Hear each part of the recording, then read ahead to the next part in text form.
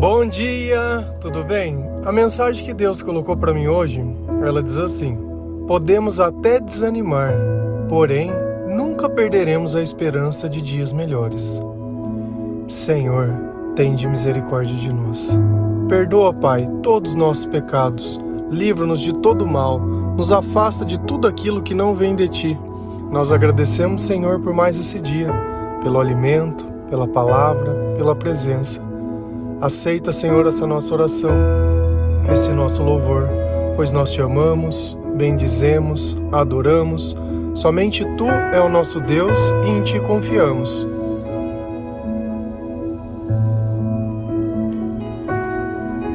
O que é o desânimo? É a ausência da vontade. Quando nós estamos desanimados, nós simplesmente desistimos de viver a vida. Desistimos de gastar o tempo. Por quê? Porque todo o tempo gastado anteriormente não resultou em nada. Talvez isso aconteça porque nós queremos tudo na hora. Mal colocamos a semente na terra e já queremos a colheita. Só que a gente não quer colher. A gente quer simplesmente que o alimento ele esteja ali pronto. Por quê? Porque nós queremos curtir a vida, nós queremos aproveitar, nós queremos gastar tempo nos distraindo, nós queremos aquilo que é bom, nós só queremos o prazer. E às vezes as coisas não saem desse jeito. Quando nós não adquirimos sabedoria, dificilmente nós vamos suportar a forma que as coisas acontecem. Por quê? Porque a vida ela nunca vai ser desse jeito. Essa ideia de vida fácil, ela não existe. Talvez algumas pessoas tenham sorte. Só que até mesmo aqueles que têm sorte, nós temos que olhar talvez num prazo mais longo. O que aconteceu depois? Porque a princípio, sempre tudo parece muito bom. Quer um exemplo para você? Você já teve um relacionamento que foi desfeito? Ah, eu já tive. Tá bom. No começo como foi? De repente excelente, de repente você ficou ali todo animado, animada, já começou a fazer milhões de planos e isso e aquilo, e veio o tempo e mostrou que não era nada daquilo. O tempo ele sempre acaba revelando a verdade. E uma coisa é fato: nossas relações elas começam pela aparência e terminam pelo comportamento. E o que é o comportamento? É a forma que Deus se manifesta em nosso coração. Se não existe Deus, nosso comportamento será péssimo. Se existe Deus, nós sejamos mais semelhantes a eles. Tolerante, tentando viver o amor, a bondade, a esperança. Só que esses dias de desânimo, eles vão chegar? Eles vão. Será que eu, enquanto cristão, eu tenho motivo para estar desanimado? Será que aquilo que nós buscamos, nós vamos receber nessa vida ou nós vamos receber na outra vida? Porque aquilo que é o alvo é a salvação. E a salvação, ela não acontece agora. É claro que tem coisas que acontecem nessa vida que elas podem sim aliviar um pouco a nossa dor, trazer um pouco mais de conforto e modificar algumas coisas. Porém, tudo isso nos capacita a uma fé ainda maior, porque quando nós somos fortes no meio da tribulação, é sinal que Jesus está pulsando dentro do nosso coração. Só que tem algo que eu quis fazer de propósito para vocês, que era deixar a frase em não conformidade com a Bíblia. Porque a Bíblia ela diz que a gente não desanima. E eu coloquei na frase que nós podemos até desanimar, mas na verdade nós não podemos desanimar, podemos nos desgastar. Lá em 2 Coríntios 4, versículo 16 e 17, olha o que a palavra de Deus diz. Por isso não desanimamos. Embora exteriormente estejamos a desgastar-nos, interiormente estamos sendo renovados dia após dia, pois os nossos sofrimentos, leves e momentâneos, estão produzindo para nós uma glória eterna, que pesa mais que todos eles. Eles quem? Que todos os sofrimentos. Por isso não desanimamos. Então, a partir de hoje, esquece essa palavra do seu vocabulário. Não diga mais, nossa, eu tô tão desanimado, tão para baixo, tão triste. Por isso nós não desanimamos. Por fora sim, podemos estar desgastados. Claro, tem certas coisas que acontecem que a gente não esperava que aquilo pudesse acontecer. Mas uma coisa é fato: aquele que serve a Deus, ele tem as características que são de Deus. Aqueles que não servem, não a têm. E talvez você sendo uma pessoa de Deus, ainda que no começo, porque todos nós começamos de alguma forma. Você talvez esteja ouvindo esse áudio pela primeira vez ou não consegue ouvir de forma recorrente, mas tem sentido que alguma coisa muda quando você escuta. Talvez ainda não conseguiu adquirir a disciplina que gostaria. Isso faz parte também, porque a disciplina vem pela presença de Deus. Então, quanto mais nós nos dedicamos ao Senhor, mais parecido com Ele nós nos tornamos. Quanto mais fazemos algo, mais aprendemos sobre aquilo que fazemos. E quando aquilo que fazemos se torna um hábito, melhor ainda. Um hábito que você deveria colocar na sua vida, que todos os dias eu falo e relembro. Leitura da Palavra de Deus. Você sabe por quê? Para que você possa entender a forma que Deus fala, para que você possa entender que nos momentos de dificuldade, nos momentos que você desejaria simplesmente desistir, existe um Deus do seu lado que está dizendo: por que você está fazendo isso? Nem acabou, nem começou e nem nada, e você já está aí dando chilique, já querendo determinar que o que... Enquanto a gente continuar achando que a nossa vida vai ser o que as outras pessoas escolhem, porque ele não me quer mais.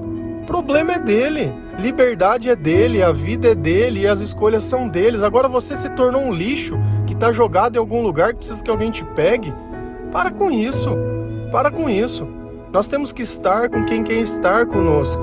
E se ninguém quiser estar, amém, estejamos junto com o Senhor.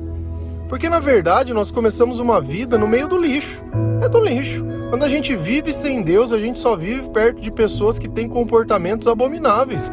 Diga as marcas e as cicatrizes que tem em você. Seja seu pai, seja sua mãe, seja lá quem for, se não tiver Deus, vai ter comportamentos que são abomináveis. E esses comportamentos acabam criando marcas. E é exatamente isso. Embora exteriormente estejamos a desgastar-nos, dentro de nós é onde Deus habita, não é fora. Ninguém vai conseguir enxergar a minha fé através do meu corpo. Não é a minha roupa, não é o meu paletó, não é a minha saia longa, não é a minha camiseta do Eu Fui, não é nada. Não é o meu cordãozinho, não é nada. É dentro de mim que Deus, dia após dia, o que Ele faz, que a palavra diz? Que Ele nos renova. E o renovar é justamente isso, é tirar todas as feridas, é tirar tudo aquilo que nos machucou, é nos libertar daquele passado, daquela dependência emocional, é nos libertar daquela vida que já não nos cabe mais, já não serve mais.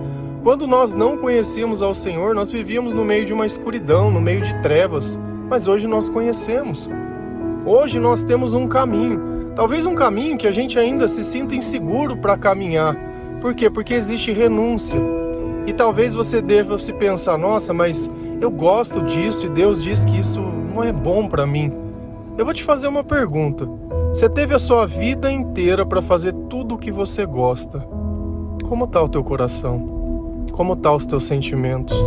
Está desanimado? Olha que aquilo que a gente acha que a gente gosta é justamente aquilo que nos escraviza. Deus está dizendo assim: olha, justamente isso que você tem feito é o que tem te escravidado e eu quero a liberdade. Só que nós precisamos caminhar para outro lado. Não tem como a gente ser livre enquanto a gente permanece dentro dessa cela. Enquanto a gente permanece recebendo um alimento pela grade.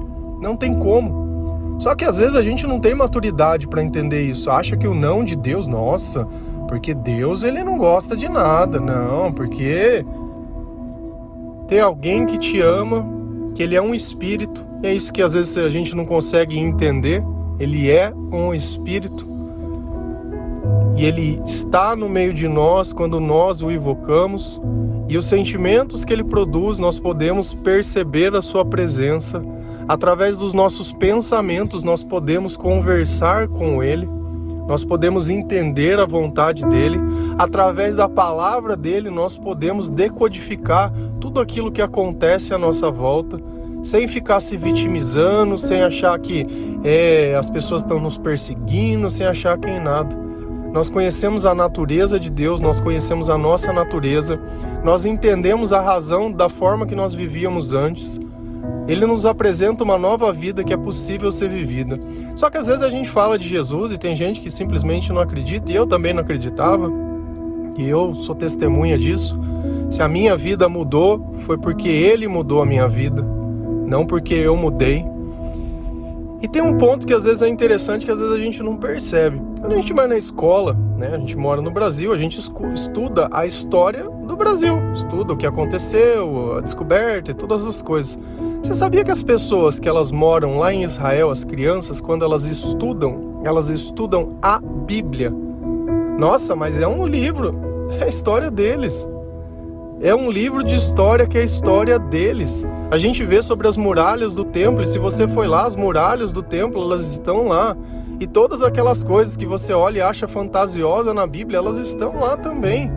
Então, às vezes, você pode negar que dentro da tua capacidade ou da minha, tem coisas que são impossíveis para nós. Mas o que seria impossível para Deus?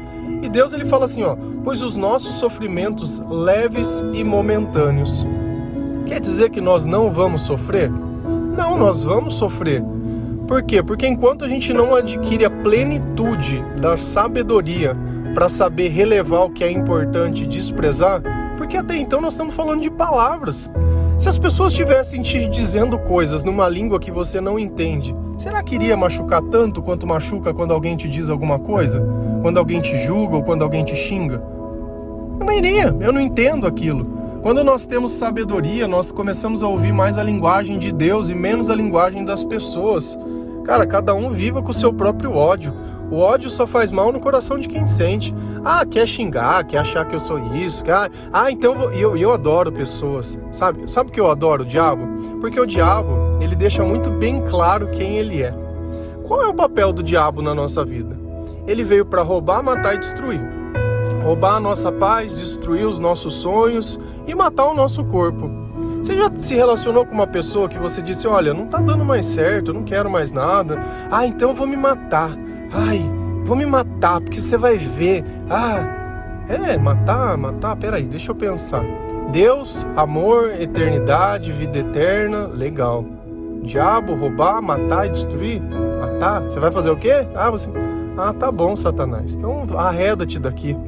Não tem como você ter um relacionamento com uma pessoa que ameaça tirar a própria vida quando você quer ter a tua liberdade. Cara, isso não existe. A gente tem que perder essa mania de achar que a pessoa é sua. O teu filho não é seu, o seu pai não é seu, a sua mãe não é sua, a sua mulher não é sua, o seu trabalho não é teu, o teu carro não é teu. Você não tem nada. Você não tem nada. Não, mas é o meu filho. Amanhã seu filho morre, e aí? Cadê o teu filho? Você não é mãe dele? Você não é dona dele? Você não tem o controle que você acha que tem.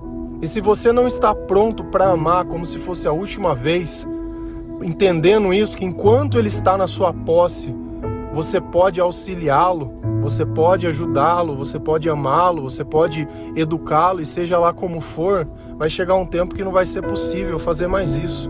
Então, enquanto uma pessoa estiver na sua vida, ame-a. A partir do momento que ela não tiver, amém. Agradeça pelo que teve, ao invés de ficar reclamando pelo que não teve. Mas foi muito cedo. Mas foi o tempo que foi necessário. Cada pessoa tem a sua história e você está jogando fora a sua. É claro que ninguém quer perder ninguém, concordo. É tão triste perder uma pessoa que a gente ama, mas nós devemos louvar e honrar ao Senhor, graças a Deus que cada um tem um propósito e que eu consiga atingir o meu. É isso que me basta. Agora eu pegar a minha vida e o meu propósito e novamente, o tempo todo nós temos uma insistência em querer subjugar a nossa vida baseado na vida de outra pessoa, na escolha de outra pessoa. Deus está falando, vai ter sofrimento? Vai, mas eles são leves e momentâneos se você deixar que eu te cure, se você usar a oração como ferramenta. E nós sabemos que isso está produzindo o que? Para nós uma glória, que ela é eterna. E ela pesa mais, e ela é melhor que todos esses sofrimentos. Então a gente vai passar pelo luto, a gente vai passar pela traição, a gente vai passar pela mentira, a gente vai passar pela desilusão, a gente vai passar por todas essas coisas. Nós não vamos desanimar, nós vamos nos desgastar. Isso sim, vai existir sofrimento, mas eles são pontuais. E se eu deixar que Deus me console, eles serão leves. Eu não posso deixar que as minhas quedas elas sejam definitivas. Eu não posso achar que a minha vida ela já aconteceu lá atrás e não tem mais nada para acontecer, que Deus não tem mais nada para mim. Então aqui virou um purgatório, virou um inferno aqui. Porque a partir do momento que não existe mais nada bom e que Deus já não tem mais poder, eu devo estar dentro do inferno. Porque acabou o milagre, acabou o amor, acabou o louvor, acabou tudo. Como é que funciona isso? Só que nós vivemos uma esperança que ela não está nesse tempo muitas vezes. Mas nós podemos senti-la, ainda que nós não vemos. Se a gente continua lendo esse versículo lá em 2 Coríntios 4, versículo 18, a palavra ela diz assim: assim, fixamos os olhos não naquilo que se vê, mas no que não se vê. Pois o que se vê é transitório, mas o que não se vê é eterno. Então, apesar de nós hoje não podermos ver, nós sentimos essas coisas. E de alguma forma nós caminhamos através desse sentimento, confiando, experimentando, louvando, adorando, nos capacitando, indo além muitas vezes dos nossos próprios limites, indo além muitas vezes daquilo que no passado nós não iríamos conseguir fazer. Quantas vezes nós não caímos por muito menos no passado, mas hoje nós temos alguém que segura a nossa mão, alguém que nos leva no colo se necessário, alguém que quando nós não sabemos como orar, ele ora por nós, alguém que vem e está do nosso lado, independente de quem esteja ou de quem queira estar, alguém que sabe o valor da nossa vida quando nós mesmos não sabemos. Então, ou a gente começa a viver por algo que é eterno, por algo que é maior que nós, por algo que é invisível, e queremos de parar de pedir provas e sinais e teste, isso e aquilo. Cara, uma maluquice, quer revelação, quer não sei. Cara, onde você espera chegar quando você coloca um preço na sua fé? Se você chegasse pra mim e falasse assim, olha, eu acho que se acontecesse isso, era Deus que tá falando pra mim. Beleza, você tá falando pro diabo que ele tem que fazer pra te destruir. Porque o que a gente coloca dentro de uma armadilha? Não é comida? E por que o bicho entra lá dentro? Porque ele tá com fome? Então, necessariamente, aquilo que eu desejo é justamente aquilo que pode me aprisionar. A partir do momento que você coloca um preço nos teus sonhos, eu não consigo ser feliz sem ele. Cara, que desgraceira de vida, hein? Essa pessoa vai morrer um dia. E aí, o dia que ela morrer... mas daí... Você entende qual é o problema desse tipo de pensamento? Uma única certeza que todos nós temos. Todos nós vamos morrer. Todos nós temos direito à escolha. Todos nós temos um chamado. Todos nós cometemos erros. Todos nós começamos uma vida longe de Deus e ela vai se modificar em 100% quando nós chegamos perto dele. Não adianta eu insistir para uma pessoa querer essa vida que eu vivo hoje. Não adianta eu entregar uma cruz se a pessoa não sabe quem é Jesus. Não adianta a gente querer perdoar sem a presença de Deus, sem a sabedoria de Deus, sem o Espírito Santo perto de nós. Não adianta eu querer ter características de Deus quando eu não tenho Deus. Por exemplo, amar, ser bondoso, ser grato e ser todas as coisas, porque isso não faz parte da nossa natureza. Nós já pregamos esse evangelho de diversas formas diferentes. Criticamos coisas que as doutrinas elas traem como primordial para a sua fé. Mostramos através da palavra de Deus que o caminho é Jesus Cristo. Trazemos testemunhos, trazemos exemplos, trazemos histórias. Damos um direcionamento sem cobrar nada, sem nada. Recebemos todas as pessoas de braços abertos, independente de cor, classe, gênero, credo e seja lá o que for. Aceitamos as divergências. Ensinamos que se quer discordar, discorde baseado na palavra de Deus, porque nós estamos aqui pregando simplesmente a palavra de Deus. Ninguém está aqui dando opinião, ninguém está aqui dando nada. Cada um faz o que quer, o direito à liberdade. A liberdade. Ainda que essa liberdade muitas vezes machuque outras pessoas. Nós pregamos esse direito. Só que enquanto aqueles que você acha que você vai machucar estiverem cheios de Deus, o maligno não toca. O diabo só toca naqueles que são deles. Aqueles que são de Deus não toca. Tire base pela história de Jó e tudo o que ele passou. A gente sabe quem é o Deus que nós confiamos e quem nós acreditamos. Sabe não porque nós precisamos ver, mas porque o nosso coração nos dá o testemunho todos os dias do seu infinito amor. Podemos até nos desgastar, desanimar nunca. Porém, nunca perderemos a esperança de dias melhores. Amém? Que Deus abençoe cada um de vocês. Que o Senhor ele possa entrar na sua casa, participar da sua vida te dar o consolo necessário, cuidar você se você estiver vivendo um luto, cuidar você se estiver vivendo um fim de um relacionamento. Só que todo fim é o começo de uma relação com Deus. Os piores momentos da minha vida se tornaram os melhores, porque se não fossem esses momentos, eu jamais poderia entender que o fundo do poço é o lugar que Deus habita. Deus, ele fala até na palavra que você pode estar no alto do monte ou nas profundezas, aonde for, nenhum lugar é longe demais para que o Senhor possa estar. E Ele estará por nós. E Ele está lá por você. Amém? Que Deus abençoe cada um de nós. Feliz a nação cujo Deus é o Senhor. Um bom dia.